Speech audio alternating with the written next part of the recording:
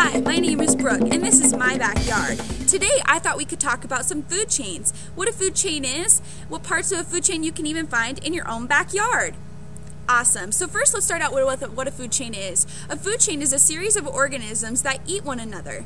Let's start out with what parts of the food chain. So the parts of a food chain start with a primary producer. A primary producer is usually a plant of some sort that uses sun as part of its energy source.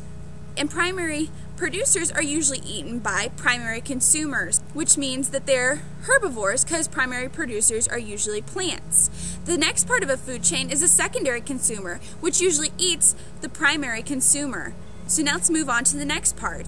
The third consumer of a food chain is considered a tertiary consumer, which means that they eat the secondary consumer and are also considered a carnivore as well. The fifth part of a food chain, the fourth consumer in a food chain, is a quaternary consumer, and they usually eat tertiary consumers and are also carnivores. Awesome. So now that we know the different parts of a food chain, let's try to find a food chain in our own backyard. Grass. Let's start with grass. So what part of the food chain would grass be? Awesome. You're right. A primary producer. Great job. What in your backyard would eat grass? You're right. A grasshopper. And what part of the food chain would a grasshopper be? Awesome. A primary consumer. And what in your backyard could eat a primary consumer like a grasshopper? A frog. Great. Yes. So what part of the food chain would a frog be? You're right. A secondary consumer.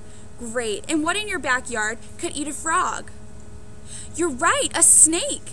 What part of the food chain is a snake? You're right. It's a tertiary consumer. Great.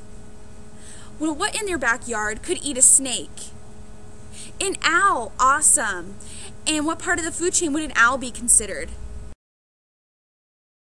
You're right, a quaternary consumer. So now let's go through our entire food chain one time together.